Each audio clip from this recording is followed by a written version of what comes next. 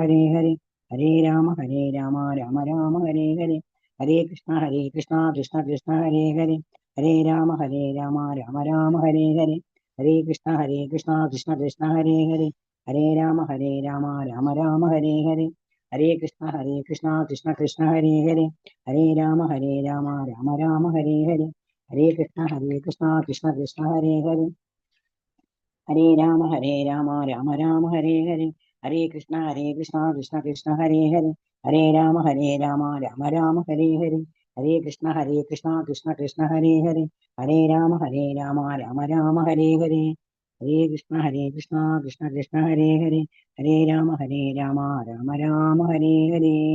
ഹരേ കൃഷ്ണ. പ്രണാമം മാതാജി.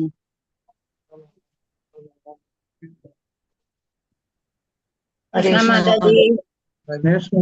പ്രണാമം. പ്രണാമം മാതാജി. പ്രണാമം. ഹരേ കൃഷ്ണ മാതാജി. ഹരേ കൃഷ്ണ.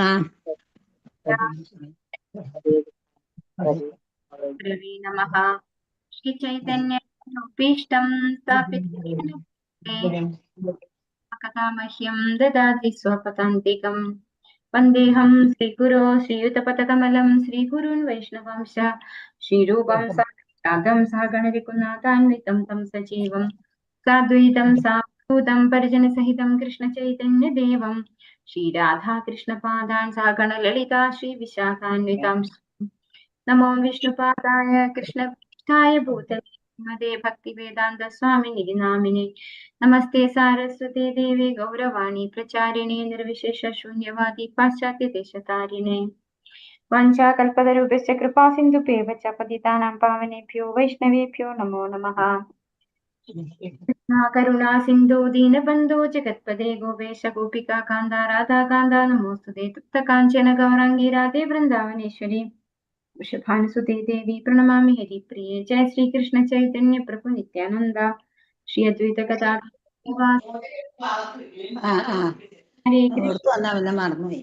ഹരേ ഹരേ ഹരേ രാമ രാമ രാമ ഹരേ ഹരേ. കൃഷ്ണ. ശ്രീ രാധാ ഗോവിന്ദ് മന്ദിർ ഇസ്കോൺ മാംഗ്ലൂരിന്റെ ഷോർട്ട് ഭാഗവതം ക്ലാസ്സിലേക്ക് എല്ലാ ഭക്തന്മാർക്കും സ്വാഗതം. ഓം നമോ ഭഗവതേ വാസുദേവായ. ഓം നമോ ഭഗവതേ വാസുദേവായ. ഓം നമോ ഭഗവതേ വാസുദേവായ. നിഗമകൽപതരോർഗളിതം ഫലം ശുഖമുഖാദമൃതദ്രവ സംയുതം പിബത ഭാഗവതം രസമാലയം മുഹുരഹോ രസികാ ഭുവി ഭാവുകാഃ. നാരായണം നമസ്കൃത്യ നരം ചൈവ നരോത്തമം ദേവീം സരസ്വതീം വ്യാസം തതോ ജയമുദീരയേത്. നഷ്ടപ്രായേഷു ഭദ്രേഷു നിത്യം ഭാഗവത സേവയാ ഭഗവത്യുത്തമ ശ്ലോകേ ഭക്തിർഭവതി നൈഷ്ഠികീ. കൃഷ്ണായ വാസുദേവായ ദേവകീ നന്ദനായ ച നന്ദഗോപകുമാരായ ഗോവിന്ദായ നമോ നമഃ. ശ്രീകൃഷ്ണ മദേകബന്ധോ മത്സംഗിൻ മദ്ഗുരോ മന്മഹാദന മന്നിഷ്ടാരഗമദ്ഭാഗ്യ മദാനന്ദ. നമോസ്തുതേ. ഗ്രന്ഥ ശ്രീമദ് ഭാഗവതം കീ ജയ. ശ്രീല പ്രഭുപാദ് ജയ. ശ്രീമദ് ഭാഗവതം 3 അധ്യായം 18. പരീക്ഷിത് മഹാരാജാവ് ബ്രാഹ്മണകുമാരനാൽ ശപിക്കപ്പെടുന്നു. ശ്ലോകം 8. ഓം നമോ ഭഗവതേ വാസുദേവായ. കിം नु ബാലേഷു ശൂരേണ കലിനാധീരഭീരുണ അപ്രമത്തഃ പ്രമത്തേഷു യോ ഭൃഗോനുഷു വർത്തതേ. ഹരികൃഷ്ണ. നമോ ഭഗവതേ വാസുദേവായ. ഓം നമോ ഭഗവതേ വാസുദേവായ. കിം नु ബാലേഷു ശൂരേണ കലിനാധീരഭീരുണ കിം नु ബാലേഷു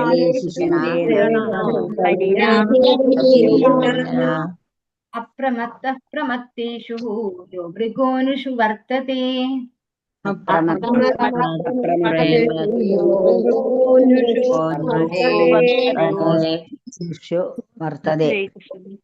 എന്ത് പക്ഷേ ബാലേഷു അല്പബുദ്ധികളായവർക്ക് മധ്യേ ശൂരേണ ശക്തരായവരാൽ കലിന കലിസത്വത്താൽ ധീര ആത്മനിയന്ത്രണമുള്ളവർ ധീരന്മാർ ഭീരുണ ഭീതനായവനാൽ അപ്രമത്ത ശ്രദ്ധയുള്ളവൻ പ്രമത്തേഷു അശ്രദ്ധരായവർക്ക് മധ്യേ യാതൊരുവൻ മൃഗ കടുവ നൃഷു മാനവർക്ക് മധ്യേ വർദ്ധതെ ഉണ്ടായിരുന്നു. വർത്തനം ഭാവർത്തമേസി ഭക്തി വേദാന്ത സംശയ പ്രഭാക്കിച്ച് അല്പബുദ്ധികളായ മാനവർക്ക് കലിസത്വം അതിശക്തനായി അനുഭവഗോചരനാകുമെന്നും എന്നാൽ ആത്മനിയന്ത്രണമുള്ള ധീരന്മാർക്ക് അവനെ ഭയപ്പെടേണ്ടതായി ഒന്നും തന്നെ ഇല്ലെന്നും പരീക്ഷിത് മഹാരാജാവ് കരുതുന്നു അഥവാ നിരൂപിച്ചിരിക്കുന്നു. കടുവയെ പോലെ ശക്തിമാനായ രാജാവ് മൂഢന്മാരെയും അശ്രദ്ധരെയും സംരക്ഷിച്ചു പോന്നു. അപ്പോ ഇവിടെ നമ്മൾ നേരത്തെ കണ്ടു എന്തായിരുന്നു കഴിഞ്ഞ ശ്ലോകത്തിൽ നമ്മൾ കണ്ടത്? പരീക്ഷിത് മഹാരാജാവ് കലിസത്വത്തിന് ഇരിക്കാൻ അവസരം കൊടുത്തു. അതെങ്ങനെയാ ഉപമിച്ചിരിക്കുന്നത്? എങ്ങനെയാണോ ഒരു തേനീച്ച പൂവിൽ നിന്ന് തേൻ മാത്രം ശേഖരിക്കുന്നത്, അതുപോലെ കലിയുഗത്തിന് ഒരുപാട് പോരായ്മകളുണ്ട് അല്ലെ. എല്ലാവരും ചീത്ത ആൾക്കാരാവും, എല്ലാവരും തമോ ഗുണത്തിലാകും, അതുപോലെ അധാർമിക മാർഗങ്ങളിലൂടെ സഞ്ചരിക്കും. അപ്പോ അങ്ങനെയുള്ള ദൂഷ്യഫലങ്ങളൊക്കെ ഉണ്ടെങ്കിലും കലിയുഗത്തിന്റെ പ്രത്യേകത എന്താണ്? നമ്മൾ 3 കാര്യങ്ങൾ പറഞ്ഞു അല്ലെ കഴിഞ്ഞ ദിവസം. എന്താണ് പറഞ്ഞത്? ഒന്ന്, നമ്മൾ തെറ്റായ കാര്യങ്ങൾ അല്ലെങ്കിൽ അധാർമികമായ കാര്യങ്ങൾ പ്രവർത്തിച്ചില്ല, പക്ഷെ പ്രവർത്തിക്കണം എന്ന് ചിന്തിച്ചു. അങ്ങനെയാണെങ്കിൽ എന്ത് സംഭവിക്കില്ല? ആ ചിന്തിച്ച തെറ്റിന്റെ ശിക്ഷ നമ്മൾ അനുഭവിക്കേണ്ടി വരില്ല. പ്രവർത്തിച്ചതിന്റെ തെറ്റിന്റെ ശിക്ഷ മാത്രമേ നമ്മൾ അനുഭവിക്കേണ്ടതായിട്ടുള്ളൂ. ഇനി ഒരാൾക്ക് നന്മ ചെയ്യണമെങ്കിൽ സത്വഗുണത്തിലുള്ള എന്തെങ്കിലും സത്പ്രവർത്തികൾ ചെയ്യണം എന്ന് വിചാരിച്ചു, പക്ഷെ ചെയ്യാൻ സാധിച്ചില്ല അല്ലെങ്കിൽ ചെയ്തില്ല എങ്കിൽ പോലും അതിന്റെ റിസൾട്ട് കിട്ടും എന്നാണ് പറയുന്നത്. അതായത് നമ്മൾ സത്പ്രവർത്തികൾ ചെയ്യാൻ ആഗ്രഹിച്ചു അല്ലെങ്കിൽ ചെയ്യണം എന്ന് മനസ്സുകൊണ്ട് ചിന്തിച്ചാൽ പോലും അതിന്റെ റിസൾട്ട് കിട്ടും, പക്ഷെ തെറ്റ് ചെയ്യണം എന്ന് ചിന്തിച്ചാൽ അതിന്റെ റിസൾട്ട് കിട്ടില്ല. പിന്നെ മാത്രമല്ല, ഭഗവാന്റെ തിരുനാമം, ആ തിരുനാമം ജപിക്കുന്നത് കൊണ്ട് മാത്രം നമുക്ക് മുക്തരാവാൻ പറ്റും എന്നാണ് പറയുന്നത്. ഒരുപാട് പ്രോബ്ലംസ് ഈ ഒരു യുഗത്തിനുണ്ടെങ്കിലും ഈ യുഗത്തിന് ഇങ്ങനെയുള്ളൊരു മഹത്വം കൂടെ ഉണ്ടായിരുന്നു. അപ്പൊ അതിന്റെ നന്മ മാത്രം സ്വീകരിക്കാൻ ആര് തീരുമാനിച്ചു? പരീക്ഷിത് മഹാരാജാവ് തീരുമാനിച്ചു. അങ്ങനെ കലിസത്വത്തിന് അവിടുന്ന് ഓടിച്ചു വിട്ടില്ല അല്ലെ, അവിടെ ഇരിക്കാൻ ഒരു അവസരം കൊടുത്തു, അല്ലെങ്കിൽ ഒരിടം കൊടുത്തു. അപ്പൊ ഇവിടെ എന്താ പറയുന്നത്? അല്പബുദ്ധികളായ മാനവർക്ക് കലിസത്വം അതിശക്തനായി ഗോചരനാകുമെന്നും. അല്പബുദ്ധി എന്ന് പറഞ്ഞാൽ എന്താണ് അർത്ഥം? ബുദ്ധി കുറഞ്ഞ ആളുകൾ എന്താണ് ചെയ്യാ? ഭൗതികമായ കാര്യങ്ങൾ മാത്രം ചെയ്തുകൊണ്ടിരിക്കും. ബുദ്ധി കൂടിയ ആളുകൾ എന്ത് ചെയ്യും? ഭഗവാന്റെ സേവനത്തില് സ്വയം ഏർപ്പെടും. അപ്പോ അവർക്ക് എന്താണ്? ബുദ്ധി കൂടിയ ആളുകൾക്ക് എന്തിന്റെ ബുദ്ധിമുട്ട് വരില്ല? അപ്പോ കലിയുടെ ബുദ്ധിമുട്ട് വരില്ല, കാരണം അവർ ഭഗവാന്റെ സേവനത്തില് നിരതരായത് കൊണ്ട്. അല്പബുദ്ധികളായിട്ടുള്ള ആളുകൾക്ക് പക്ഷെ എന്ത് സംഭവിക്കും? കലിയെ ഭയക്കണം അവര് അല്ലെ, ഭയപ്പെടേണ്ടതായിട്ട് വരും. ധീരന്മാർക്ക് അവനെ ഭയപ്പെടേണ്ടതായി ഒന്നും തന്നെ ഇല്ലെന്നും പരീക്ഷിത് മഹാരാജാവ് നിരൂപിച്ചു. കടുവയെ പോലെ ശക്തിമാനായ രാജാവ് മൂഢന്മാരെയും അശ്രദ്ധരെയും സംരക്ഷിച്ചു പോരുന്നു. അപ്പോ രാജാവിന് രണ്ടുപേരെയും സംരക്ഷിക്കേണ്ട ഉത്തരവാദിത്വം ഉണ്ട് അല്ലെ. അപ്പോ മൂഢന്മാരെയും സംരക്ഷിക്കുന്നു, രാജാവ് ബുദ്ധിമാന്മാരെയും സംരക്ഷിക്കുന്നു. വാർത്തം ഇസി ഭക്തി വേദാന്ത സംശയ പ്രഭുപാക്കിച്ച് ഭഗവത് ഭക്തരല്ലാത്തവർ അശ്രദ്ധരും ബുദ്ധിശൂന്യരുമാണ്. തികഞ്ഞ ബുദ്ധിയില്ലാത്ത ഒരുവന് ഭഗവത് ഭക്തനാകുക സാധ്യമല്ല. ഭഗവത് ഭക്തരല്ലാത്തവർ കലിയുടെ പ്രവൃത്തികൾക്ക് ഇരയായി നിപതിക്കുന്നു. പരീക്ഷിത് മഹാരാജാവിനാൽ അനുവർത്തിക്കപ്പെട്ട കർമ്മശൈലികളെ, കർമ്മ മാതൃകകളെ സ്വീകരിക്കാൻ നാം തയ്യാറാകാത്ത പക്ഷം, അതായത് പരമപുരുഷന് ഭക്തിയുടെ സേവനം ചെയ്യുക എന്ന സന്ദേശം സാമാന്യ ജനങ്ങളിൽ എത്തിക്കാത്ത പക്ഷം, സമൂഹത്തിൽ ആരോഗ്യകരമായ ഒരു അവസ്ഥ കൊണ്ടുവരിക, വിവേകമുള്ള സമൂഹത്തെ വാർത്തെടുക്കുക അസാധ്യമാണ്. അപ്പൊ എല്ലാവരെയും ഭക്തന്മാരാക്കുക മാത്രമേ ഈ കലിപുരുഷനിൽ നിന്ന് രക്ഷ നേടാൻ ഒരേ ഒരു വഴിയുള്ളൂ. അതിനെന്താണ് വേണ്ടത്? ഒരു കടുവയെ പോലെ നല്ല കഴിവുള്ള ഒരു ഭരണാധികാരി ഉണ്ടാവണം. അങ്ങനെയാണെങ്കിൽ എല്ലാവരെയും ഭക്തന്മാരാക്കാൻ സാധിക്കും. സമൂഹത്തില് നല്ലൊരു സമൂഹത്തെ വാർത്തെടുക്കാൻ സാധിക്കും. ഒരു രാജാവിന്റെ കഴിവാണത് എന്ന് ഇവിടെ മനസ്സിലാക്കി തരാണ്. നമോ ഭഗവതേ വാസുദേവായ ഉപവർണിതമേതത്വഃ പുണ്യം പാരീക്ഷിതം മയാ വാസുദേവതോപേദം ആഖ്യാനം യദ പൃച്ഛതാ. ഓം നമോ ഭഗവതേ വാസുദേവായ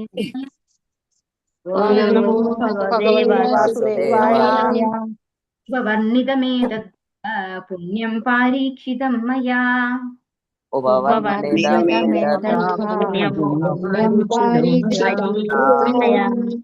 വാസുദേവകഥോപേദം ആഖ്യാനം യദ പൃച്ഛതാ.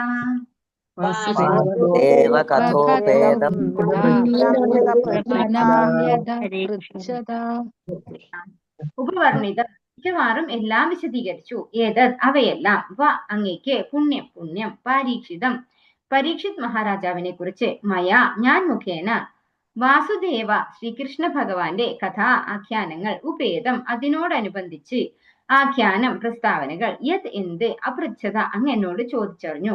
വർത്തനം ഭാർത്തമേസി ഭക്തി വേദാന്ത സ്വാമിശ്രീ പ്രഭുപാദിക്ക് ഋഷി ശ്രേഷ്ഠരെ, താങ്കൾ എല്ലാവരും ആവശ്യപ്പെട്ടതുപോലെ പുണ്യാത്മാവായ പരീക്ഷിത് മഹാരാജാവിന്റെ പുരാവൃത്തവുമായി ബന്ധപ്പെട്ട ശ്രീകൃഷ്ണ ഭഗവാന്റെ കഥാഖ്യാനങ്ങളെ കുറിച്ച് മിക്കവാറും എല്ലാം തന്നെ ഞാനിപ്പോൾ വിശദമാക്കി കഴിഞ്ഞു. അപ്പോൾ സൂത ഗോസ്വാമി ശൗനകാദി മഹർഷിമാരോട് പറയാണ്, താങ്കൾ ചോദിച്ച പരീക്ഷിത് മഹാരാജാവിന്റെ ജന്മകർമ്മങ്ങളൊക്കെയും ഞാൻ യഥാവിധം വിവരിച്ചു കഴിഞ്ഞു, ഏതാണ്ട് നന്നായി വിവരിച്ചു തന്നു കഴിഞ്ഞു.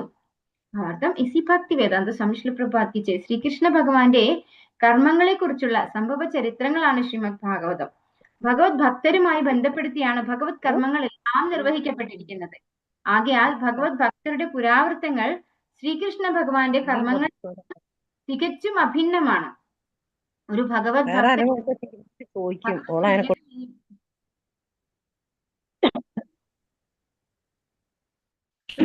ഭക്തൻ ഭഗവത് ലീലകളെയും ശുദ്ധ ഭഗവത് ഭക്തരുടെ കർമ്മങ്ങളെയും ഒരേ തരത്തിൽ ആദരപൂർവമായ താത്പര്യത്തോടു കൂടി വീക്ഷിക്കുന്നു അഥവാ സമാന രീതിയിൽ കരുതുന്നു. ഭഗവത് ഭക്തരെ സംബന്ധിച്ചിടത്തോളം അവയെല്ലാം തന്നെ കർമ്മങ്ങൾ, പ്രവൃത്തികൾ, അതീന്ദ്രിയങ്ങളാണ്. അപ്പോ ഇവിടെ ശ്രീമദ് ഭാഗവതം എന്ന് പറയുന്നത് ഭഗവാനെ സംബന്ധിക്കുന്ന ലീലകളാണ്. ഭഗവാന്റെ കർമ്മങ്ങളും ഭഗവാന്റെ ലീലകളുമാണ് ശ്രീമദ് ഭാഗവതം. ഭഗവാന്റെ തന്നെ ഗ്രന്ഥ അവതാരമാണ് ഭാഗവതം. അപ്പൊ ഭഗവാൻ എന്ന് പറഞ്ഞു കഴിഞ്ഞാൽ ആരാണ്? ഭക്തവത്സലനാണ്, അല്ലെ? ഭക്തന്മാരില്ലെങ്കിൽ ഭഗവാൻ ഇല്ല. അതാണ് ഭഗവാന്റെ സ്ഥിതി. അതാണ് ഭഗവാൻ ഭക്തന്മാരോട് അത്രമാത്രം ഇഷ്ടമാണ്. ഭഗവാൻ എപ്പോഴും ഭഗവാന്റെ ഭക്തന്മാരുടെ കൂടെയാണ്. നമ്മൾ പഞ്ചതത്വ പറയുമ്പോഴും എന്താണ്? ഭഗവാൻ പാർഷദന്മാരോട് കൂടിയാണ് വരുന്നത്, അല്ലെ? അപ്പൊ ഭഗവാന്റെ ഭക്തന്മാരെന്ന് പറയുന്നത് ഭഗവാൻ ഒരുപോലെയാണെന്നാണ് ഇവിടെ പറയുന്നത്. അപ്പൊ നമ്മള് ഗുരു അഷ്ടകത്തിൽ ചൊല്ലുന്നുണ്ട്, സാക്ഷാദരീത്വേന സമസ്ത ശാസ്ത്രൈർ ഉക്തസ്തദാഭാവ്യതയേവ സദ്ഭിഃ, അല്ലെ? അപ്പൊ ഭഗവാന്റെ ഭക്തന്മാരെയും ഭഗവാനെയും ഒരേപോലെ നമ്മൾ കരുതണം. ഇവർ രണ്ടുപേരും ഒന്നല്ല, പക്ഷെ നമ്മള് ഭഗവാന്റെ ഭക്തന്മാരെ ഭഗവാനെ പോലെ പുകഴ്ത്തണം. അത് ഭഗവാനെ പുകഴ്ത്തുന്നതിനേക്കാളും ഇഷ്ടമാണ് ഭഗവാന്റെ ഭക്തന്മാരെ കുറിച്ച് നമ്മൾ പുകഴ്ത്തി പറയുന്നത്. അത് ഭഗവാൻ ഒരുപാട് ആസ്വദിക്കും എന്നാണ് പറയുന്നത്. അപ്പൊ ഭഗവാന്റെ ഭക്തന്മാരുടെ ലീലകളും ഭഗവാന്റെ ലീലകളും ഒരേപോലെ കാണണം എന്നാണ് ഇവിടെ പറഞ്ഞു തരുന്നത്. അപ്പൊ ഭഗവാന്റെ ശുദ്ധ ഭക്തനാണ് ആര്? പരീക്ഷിത് മഹാരാജാവ്. അപ്പൊ പരീക്ഷിത് മഹാരാജാവിന്റെ കർമ്മങ്ങളും അതും എന്താണ്? അതീന്ദ്രിയങ്ങളാണ്, ദിവ്യമായ കർമ്മങ്ങളാണ്. അതുകൊണ്ട് തന്നെ അതും ഭാഗവതത്തിൽ വിശദീകരിക്കാൻ പറ്റുന്ന ഒന്നാണ്, അല്ലെ? ഭഗവാന്റെ ഭക്തനായതുകൊണ്ട്. ഓം നമോ ഭഗവതേ വാസുദേവായ. യായ കഥാ ഭഗവതഃ കഥനീയോരു കർമ്മണഃ ഗുണകർമാശ്രയഃ പുംഭിഃ സംസേവ്യാസ്താ ബുഭൂഷുഭിഃ. ഹരേ കൃഷ്ണ. ഓം നമോ ഭഗവതേ ഭഗവതഃ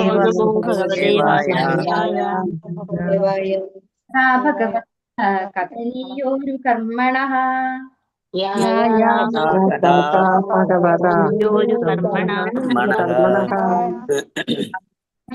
പുംഭിഃ സംസേവ്യാസ്താ ബുഭൂഷുഭിഃ.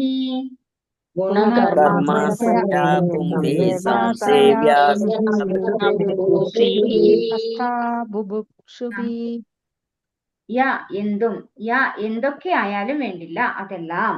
കഥാഹ വിഷയങ്ങൾ, പരമപുരുഷനെ കുറിച്ച്, കഥനീയ ഞാൻ അരുളി ചെയ്ത, ഒരു കർമ്മണഃ അത്ഭുതകരമായി പ്രവർത്തിക്കുന്ന ഭഗവാന്റെ ഗുണ അതീന്ദ്രിയ ഗുണങ്ങൾ, കർമ്മ അസാമാന്യ കൃത്യങ്ങൾ, വിസ്മയകരങ്ങളായ വിക്രമങ്ങൾ, ആശ്രയാഹ അന്തർഭവിപ്പിക്കുന്നു, പുംഭിഃ വ്യക്തികളാൽ, സംസേവ്യാഹ അനുസരിക്കാൻ ബാധ്യതപ്പെട്ടിരിക്കുന്ന, അവരെല്ലാവരും, ബുഭൂഷുഭിഃ സ്വക്ഷേമം മാത്രം ആഗ്രഹിക്കുന്നവരാൽ. വർത്തനം ഭാരതമേസി ഭക്തി വേദാന്ത സംശയ ജീവിതത്തിൽ പരമപരിപൂർണത പ്രാപ്തമാക്കാൻ ആഗ്രഹിക്കുന്നവർ നിശ്ചയമായും വിസ്മയകരമായി പ്രവർത്തിക്കുന്ന പരമദിവ്യോത്തമ പുരുഷന്റെ സർവാതിശയവും ആത്മജ്ഞാനപരവും അതീന്ദ്രിയവുമായ ഗുണങ്ങളും കർമ്മങ്ങളുമായി ബന്ധപ്പെട്ട എല്ലാ വിഷയങ്ങളെക്കുറിച്ചും വിനയപൂർവ്വം ശ്രവിക്കേണ്ടതാകുന്നു. അപ്പോൾ അതാണ് ഏറ്റവും ഇമ്പോർട്ടന്റ്, അല്ലെ? നമുക്ക് എല്ലാവർക്കും വിജയം ആഗ്രഹിക്കുന്നുണ്ട് നമ്മൾ, അല്ലെ? നമ്മൾ കഴിഞ്ഞ ക്ലാസ്സിലും പറഞ്ഞു, നമ്മളൊക്കെ ഭൗതികമായിട്ടുള്ള സമ്പത്ത് വർദ്ധിപ്പിക്കുന്നതിലൂടെ, വിദ്യാഭ്യാസം വർദ്ധിപ്പിക്കുന്നതിലൂടെ, അല്ലെങ്കിൽ സൗകര്യങ്ങൾ വർദ്ധിപ്പിക്കുന്നതിലൂടെ ഒക്കെ പരിപൂർണത നേടാൻ സാധിക്കും എന്ന് തെറ്റായി ചിന്തിക്കുന്നവരാണ്. യഥാർത്ഥത്തിൽ ജീവിത പരിപൂർണത നേടാൻ ഒരാൾ ആഗ്രഹിക്കുന്നുണ്ടെങ്കിൽ ആ വ്യക്തി എന്താണ് ചെയ്യേണ്ടത്? ഭഗവാനെ സംബന്ധിക്കുന്ന ഭഗവാന്റെ ലീലകളും കഥകളും അല്ലെ, ഭഗവാന്റെ പരമദിവ്യോത്തമ പുരുഷന്റെ സർവാതിശയവും ആത്മജ്ഞാനപരവും അതീന്ദ്രിയവുമായ ഗുണങ്ങളും കർമ്മങ്ങളുമായി ബന്ധപ്പെട്ട എല്ലാ വിഷയങ്ങളെ കുറിച്ചും വിനയപൂർവ്വം ശ്രവിക്കേണ്ടതാകുന്നു. വിനയത്തോടുകൂടി നമ്മൾ ശ്രവിക്കണം. ഭഗവാനെ സംബന്ധിക്കുന്ന കർമ്മങ്ങളും ലീലകളും ഗുണങ്ങളും ഒക്കെ നമ്മൾ ശ്രവിക്കേണ്ടതാകുന്നു. നമ്മൾ പരിപൂർണത നേടാൻ ആഗ്രഹിക്കുന്നു എങ്കിൽ അതാണ് ചെയ്യേണ്ടത്. ഭാവാർത്ഥം എസി ഭക്തി വേദാന്ത സ്വാമി ശ്രീല പ്രഭുപാദ് കി ജയ്. ശ്രീകൃഷ്ണ ഭഗവാന്റെ സർവാതിശയവും ആത്മജ്ഞാനപരവും അതീന്ദ്രിയവുമായ കർമ്മങ്ങളെയും ഗുണങ്ങളെയും നാമങ്ങളെയും രൂപങ്ങളെയും മഹാത്മ്യങ്ങളെയും കുറിച്ചുള്ള ക്രമാനുഗതമായ ശ്രവണം ഒരുവനെ ശാശ്വത ജീവിതത്തിലേക്ക് നയിക്കുന്നു. ഭഗവത്ഗീതയിൽ പ്രസ്താവിച്ചിരിക്കുന്നത് പോലെ ഭഗവാനെ സത്യസന്ധമായും നിജമായും ക്രമേണ അറിയുന്നതിനെയാണ് ക്രമാനുഗതമായ അഥവാ ക്രമനിബദ്ധമായ ശ്രവണം എന്നതുകൊണ്ട് അർത്ഥമാക്കുന്നത്. മാത്രവുമല്ല, ഭഗവാനെ ഇത്തരത്തിൽ നിജമായും സത്യസന്ധമായും അറിയുന്നത് ശാശ്വത ജീവിതം പ്രാപ്തമാക്കുന്നതിനെ അർത്ഥമാക്കുന്നു. ബദ്ധജീവാത്മാക്കൾക്ക് ഭൗതിക സമ്മാനങ്ങൾ എന്ന് അഥവാ ഭൗതിക അനുഗ്രഹങ്ങൾ എന്ന് കരുതപ്പെടുന്ന ജനനം, മരണം, വാർദ്ധക്യം, രോഗം എന്നീ പ്രക്രിയകളെ പ്രതിരോധിക്കാനായി നിർദ്ദേശിച്ചിട്ടുള്ള ഉപായങ്ങളാണ് ശ്രീകൃഷ്ണ ഭഗവാന്റെ അത്തരം വാഴ്ത്തപ്പെട്ട അതീന്ദ്രിയ മഹത് കർമ്മങ്ങൾ. മനുഷ്യ ജീവിതത്തിന്റെ ആത്യന്തികമായ ലക്ഷ്യവും അതീന്ദ്രിയ പരമാനന്ദ പ്രാപ്തിയും പരമകാഷ്ഠയിൽ എത്തിച്ചേർന്ന അത്തരം ഒരു പരമ പരിപൂർണമായ ജീവിതാവസ്ഥയാകുന്നു. ഇപ്പോ നമ്മുടെ എന്താ പറയാ ബദ്ധ ജീവാത്മാക്കളുടെ ഭൗതിക സമ്മാനം എന്ന് പറയുന്നതാണ് എന്ത് പറയുന്നത് ഇവിടെ? ജനനം, മരണം, വാർദ്ധക്യം, രോഗം. നമ്മൾ ഭഗവത്ഗീതയിലും പഠിച്ചു, ജന്മകർമ്മജമേ ദിവ്യം ഏവം യോ വേതി തത്വതഃ തിക്ത്വാ ദേഹം പുനർജന്മ നൈതി മാമേതി സോർജുന. അല്ലെ, ഭഗവാന്റെ കർമ്മങ്ങളെ കുറിച്ച്, ഭഗവാന്റെ ലീലകളെ കുറിച്ച്, ഭഗവാന്റെ ഗുണങ്ങളെ കുറിച്ച്, രൂപങ്ങളെ കുറിച്ച്, നാമങ്ങളെ കുറിച്ചൊക്കെ നമ്മൾ ശ്രവിക്കുമ്പോ നമുക്ക് കിട്ടുന്നത് എന്താണ്? ഈ ജനന മരണ ചക്രത്തിൽ നിന്നൊരു മോചനം കിട്ടും. നമ്മൾ എന്തിനാണ് ജനിക്കുന്നതെന്ന് പോലും നമുക്കറിയില്ല അല്ലെ. നമ്മൾ ജനിച്ചു പോയി, അതുകൊണ്ട് നമ്മൾ ജീവിക്കാൻ വേണ്ടി കഷ്ടപ്പെടുകയാണ് ചെയ്യുന്നത്. മമൈവാംശോ ജീവലോകെ ജീവഭൂത സനാതന മനഃഷ്ടാനി ഇന്ദ്രിയാണി പ്രകൃതിസ്ഥാനി കർഷതി. മനസ്സുൾപ്പെടെയുള്ള 6 ഇന്ദ്രിയങ്ങൾ ഉപയോഗിച്ച് എല്ലാവരും ഇവിടെ കഷ്ടപ്പെട്ടുകൊണ്ടിരിക്കുകയാണ്. എന്തുകൊണ്ടാണ്? ജനിച്ചു പോയത് കൊണ്ടാണ് കഷ്ടപ്പെടുന്നത് അല്ലെ. അപ്പൊ നമ്മൾ ഭഗവാനെ കുറിച്ചുള്ള ലീലകളും കഥകളും നാമങ്ങളും രൂപങ്ങളും ഗുണങ്ങളും ഒക്കെ വർണ്ണിക്കുകയും അത് ശ്രദ്ധിക്കുകയും ഒക്കെ ചെയ്യുമ്പോൾ നമുക്ക് ഈ ഒരു ചക്രത്തിൽ നിന്ന് ബ്രേക്ക് ചെയ്ത് ഭഗവത് ധാമത്തിലേക്ക് തിരിച്ചു പോകാൻ സാധിക്കും. അതാണ് പരമപരിപൂർണത എന്ന് പറയുന്നത് അല്ലെ. ഏതൊരു മനുഷ്യന്റെയും പരിപൂർണത എന്ന് പറയുന്നത് തിരിച്ചു ഭഗവാന്റെ ധാമത്തിലേക്ക് പോകാൻ അല്ലെ. ഇനിയും ഒരു അമ്മയുടെ ഗർഭപാത്രത്തിലേക്ക് പോകാതെ ഭഗവാന്റെ ധാമത്തിലേക്ക് തിരിച്ചു പോകുക എന്നുള്ളതാണ് നമ്മുടെയൊക്കെ ടാർഗറ്റ് ഓഫ് ലൈഫ് എന്ന് പറയുന്നത്. ഓം നമോ ഭഗവതേ വാസുദേവായ. ഋഷയ ഊചുഹു സൂതജീവ സമാ സൗമ്യ ശാശ്വതീർവിശദം യശഃ യസ്ത്വം ശംസസി കൃഷ്ണസ്യ മർത്യാനാമൃതം കിന. ഓം നമോ ഭഗവതേ വാസുദേവായ. ഓം നമോ ഭഗവതേ വാസുദേവായ. ഋഷയ ഊചുഹു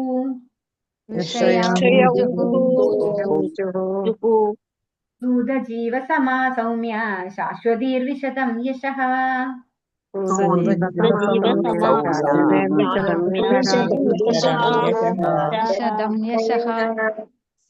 യസ്ത്വം ശംസസി കൃഷ്ണസ്യ മർത്യാനാം അമൃതം ഹിനഃ.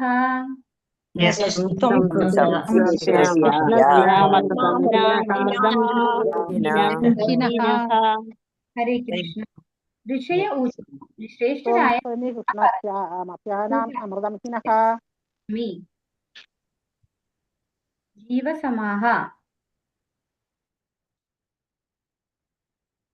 ജീവസമാഹ അങ്ങേക്ക് ഞങ്ങൾ ദീർഘായുസ് നേരുന്നു. സൗമ്യ ഗുരുവായ, ശാശ്വതീഹി ശാശ്വതമായ, വിശദം വിശേഷിച്ചും, യശഃ യശസ്സിൽ, യഹ് ത്വം അങ്ങ് നിമിത്തം, ശംസസി ഹൃദ്യമായി സംസാരിക്കുന്നു, കൃഷ്ണസ്യ ശ്രീകൃഷ്ണ ഭഗവാനെ കുറിച്ച്, മർത്യാന മർത്യരെ കുറിച്ചും, അമൃതം ജീവിതത്തിന്റെ അനശ്വരത, ഹി നിശ്ചയമായും, ന നമ്മുടെ. വർത്തനം ഭാവാർത്ഥം എസി ഭക്തി വേദാന്ത സ്വാമി ശ്രീല പ്രഭുപാദ് കി ജയ്. ശ്രേഷ്ഠരായ ഋഷിമാർ അരുളി ചെയ്തു, അല്ലയോ ഗുരുവായ സൂത ഗോസ്വാമി, അത്യന്തം ലളിതമായും ഹൃദ്യമായും പരമദിവ്യോത്തമ പുരുഷൻ ശ്രീകൃഷ്ണ ഭഗവാന്റെ കർമ്മങ്ങളെ ലീലകളെ കുറിച്ച് വിസ്തരിച്ച് പ്രഭാഷണം ചെയ്യുന്ന അങ്ങ് ശാശ്വതമായ യശസ്സോടെ അനേകം വർഷം ജീവിച്ചാലും ഭൗതിക ജീവികളായ ഞങ്ങൾക്ക് അമൃതം പോലെയാണ്. അതായത് നമ്മള് തൊട്ട് മുമ്പത്തെ നമ്മൾ ഇപ്പൊ വായിച്ച ശ്ലോകത്തില് ഒരു കാര്യം പറഞ്ഞു. എന്താണ് പറഞ്ഞത്? നമ്മള് വിനയത്തോടു കൂടി ശ്രവിക്കണം അല്ലെ. ഇവിടെ പറഞ്ഞല്ലോ, തൊട്ട് മുമ്പത്തെ ശ്ലോകത്തിലാണ്. ഭഗവാനെ കുറിച്ച് നമ്മൾ എങ്ങനെയാണ് കേൾക്കേണ്ടത്? വിനയപൂർവ്വം. ഇവിടെ പറയുന്നു വിനയപൂർവ്വം ശ്രവിക്കേണ്ടതാകുന്നു. അപ്പൊ അതാണ് ഇവിടെ നമുക്ക് കാണാൻ പറ്റിയ ഈ ശ്ലോകത്തില് സൂത ഗോസ്വാമി പറഞ്ഞു നിർത്തുകയാണ്. അതായത് ഞാൻ ഇതുവരെ പരീക്ഷിത് മഹാരാജാവിനെ കുറിച്ച് എല്ലാ കാര്യങ്ങളും ഓൾമോസ്റ്റ് എല്ലാം എന്നാണ് പറഞ്ഞത്. എല്ലാം എന്നല്ല പറഞ്ഞത്, ഓൾമോസ്റ്റ് എല്ലാം ഞാൻ വിശദീകരിച്ചു കഴിഞ്ഞു എന്നാണ് പറഞ്ഞത്. അപ്പോ ശൗനകാദി മഹർഷിമാര് തിരിച്ച് സൂത ഗോസ്വാമിയോട് പറയുന്ന രീതിയാണ് നമ്മൾ മനസ്സിലാക്കേണ്ടത്. ശ്രേഷ്ഠരായ ഋഷിമാർ അരുളി ചെയ്തു, അല്ലയോ ഗുരുവായ സൂത ഗോസ്വാമി, അത്യന്തം ലളിതമായും ഹൃദ്യമായും പരമദിവ്യോത്തമ പുരുഷൻ ശ്രീകൃഷ്ണ ഭഗവാന്റെ കർമ്മങ്ങളെ അഥവാ ലീലകളെ കുറിച്ച് വിസ്തരിച്ച് പ്രഭാഷണം ചെയ്യുന്ന അങ്ങ് ശാശ്വതമായ യശസ്സോടെ അനേകം വർഷം ജീവിച്ചാലും, ഇപ്പോ നമ്മൾ ഭഗവത്ഗീതയിലും പഠിച്ചിട്ടുണ്ട്, തദ്വിദ്ധി പ്രണിപാതേന പരിപ്രശ്നേന സേവയ ഉപദീക്ഷന്തിതേനാനം നാനിന തത്വദർശന. അപ്പൊ ഈ വിനയത്വമാണ് നമുക്ക് ഇവിടെ കാണിച്ചു തരുന്നത്. അദ്ദേഹത്തെ പുകഴ്ത്തുകയാണ് അല്ലെ, സൂത ഗോസ്വാമിയെ പ്രകീർത്തിക്കുകയാണ്. വളരെ മനോഹരമായിട്ട് ഭഗവാനെ കുറിച്ച് പറഞ്ഞു തരുന്ന, ഭഗവാന്റെ ലീലകളെ കുറിച്ച് പറഞ്ഞു തരുന്ന ഞങ്ങളുടെ ഗുരുവായിട്ടുള്ള സൂത ഗോസ്വാമി അങ്ങ് യശസ്സോടുകൂടി എത്ര 1000 വർഷം ജീവിക്കട്ടെ, അനേകം വർഷം ജീവിച്ചാലും ഭൗതിക ജീവികളായ ഞങ്ങൾക്ക് അമൃതം പോലെയാണത്. അതായത് ഈ ഭഗവത് കഥകളൊക്കെ എന്താണ്? അമൃത് എന്ന് പറഞ്ഞു കഴിഞ്ഞാൽ എന്താണ്? മരണമില്ലാത്തത്, അല്ലെ, മൃതമല്ലാത്തതാണ് അമൃത് എന്ന് പറയുന്നത്.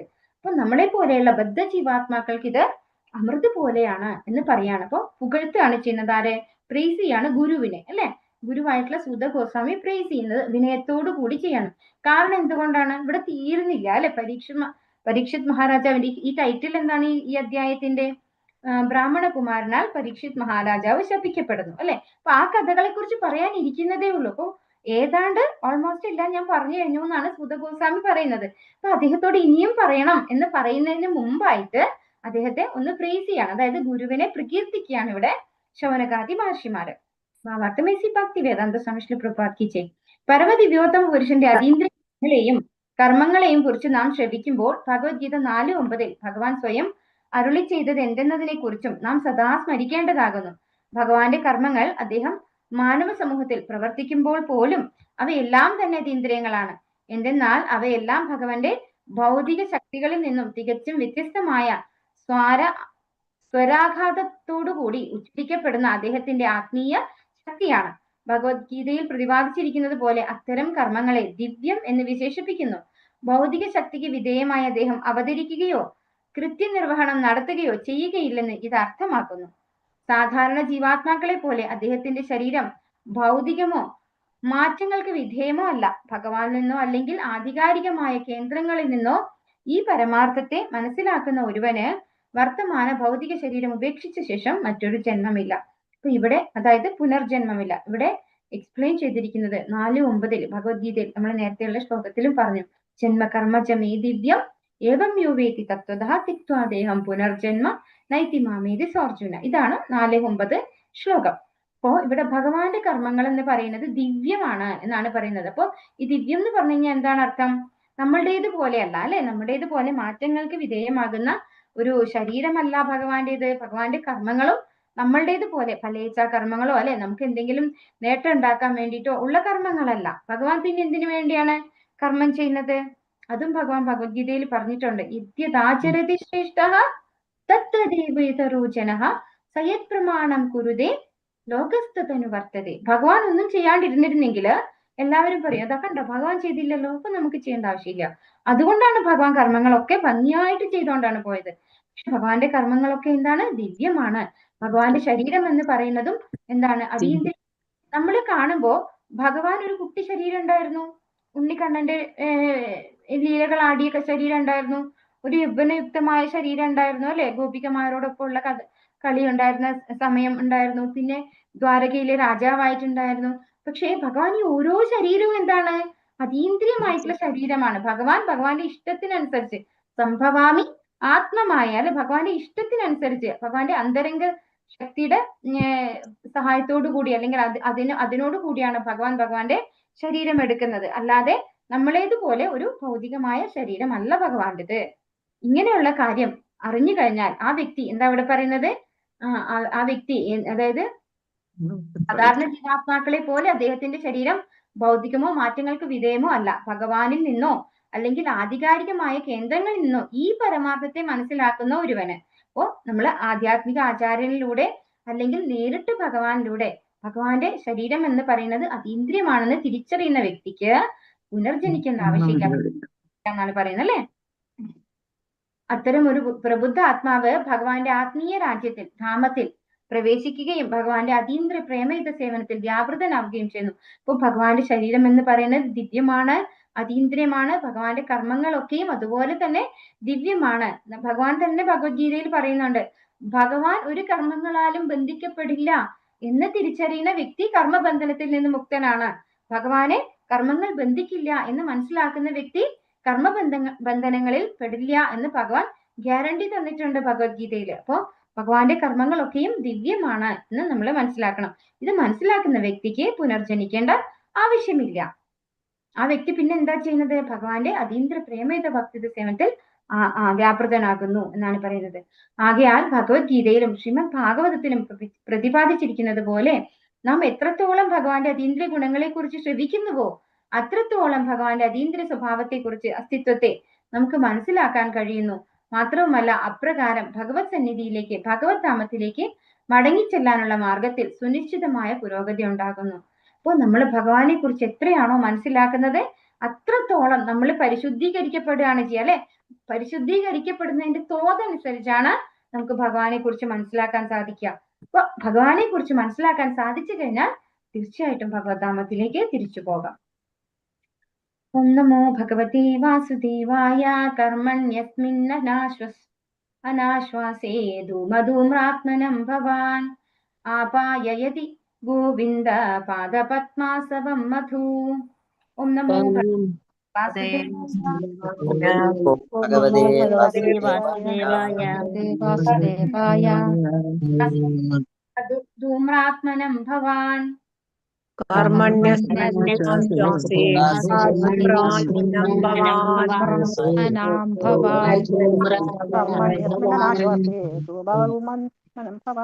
ആപായയതി ഗോവിന്ദ പാദപത്മാസവം മധു.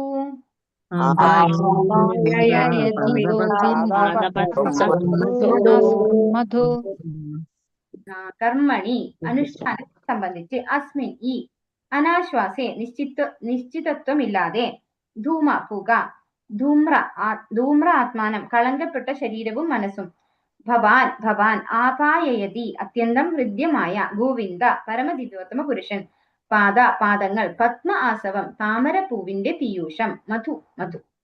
വർത്തനം ഭാവാർത്ഥം ഭക്തി വേദാന്ത സ്വാമി പ്രഭു. അനേകം ന്യൂനതകളാൽ അപൂർണമായ ഞങ്ങളുടെ കർമ്മം മൂലം ഫലമുണ്ടാകുമോ എന്ന നിശ്ചയമില്ലാതെ ഈ അഭികാമ്യ കർമ്മം പുണ്യയജ്ഞം ആരംഭിച്ചിരിക്കുന്നു. ഞങ്ങളുടെ കളേബരം യാഗധൂമങ്ങളാൽ ശ്യാമവർണ്ണമായെങ്കിലും ഞങ്ങൾ പരമദിവ്യോത്തമ പുരുഷൻ ഗോവിന്ദനാൽ വിതരണം ചെയ്യപ്പെടുന്ന പാതാരവിന്ദ സുത സത്യമായും ആസ്വദിക്കുന്നു. പറയുന്നത് ആരാണ്? ശൗനകാദി മഹർഷിമാര് സൂത ഗോസ്വാമിയോടാണ് പറയുന്നത് അല്ലെ. അനേകം ന്യൂനതകളാൽ അപൂർണമായ ഞങ്ങളുടെ കർമ്മം മൂലം, അതായത് നമ്മൾക്ക് ഒരുപാട് ന്യൂനതകളുണ്ട്, നമ്മൾ ശിഷ്യരാണ്. അതായത് ശൗനകാദി മഹർഷിമാര് പറയാണ് ഞങ്ങളുടെ കർമ്മങ്ങളിൽ ഒരുപാട് ന്യൂനതകളുണ്ട്.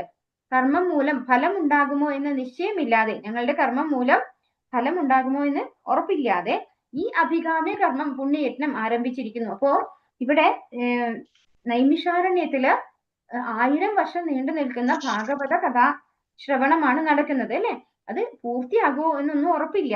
അങ്ങനെ നമ്മളിത് ആരംഭിച്ചിരിക്കുന്നു. ഞങ്ങളുടെ കളേബരം യാഗധൂമങ്ങളാൽ ശ്യാമവർണ്ണമായെങ്കിലും ഒരുപാട് പുകയൊക്കെ വരുന്നുണ്ടാവും അല്ലെ. യജ്ഞം നിർവഹിക്കുന്ന ഒരു സ്ഥലത്ത് എന്തുണ്ടാവും? പുകയൊക്കെ ഉണ്ടാവും അല്ലെ. ഇതുകൊണ്ട് ആകെപ്പാടെ കറുത്തിരിക്കുന്നുണ്ടാവും. ശ്യാമവർണ്ണമായെങ്കിലും ഞങ്ങൾ പരമദിവ്യോത്തമ പുരുഷൻ ഗോവിന്ദനാൽ വിതരണം ചെയ്യപ്പെടുന്ന പാതാരവിന്ദ സുധ സത്യമായും ആസ്വദിക്കുന്നു.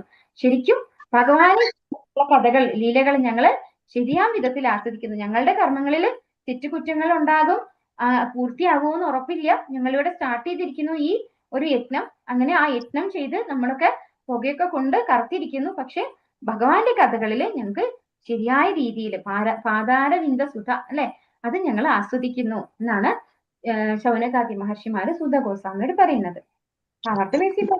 സംശയപ്രപാദിച്ച് നൈമിഷാരണ്യത്തിലെ ഋഷിമാരാൽ ജ്വലിപ്പിക്കപ്പെട്ട യാഗാഗ്നി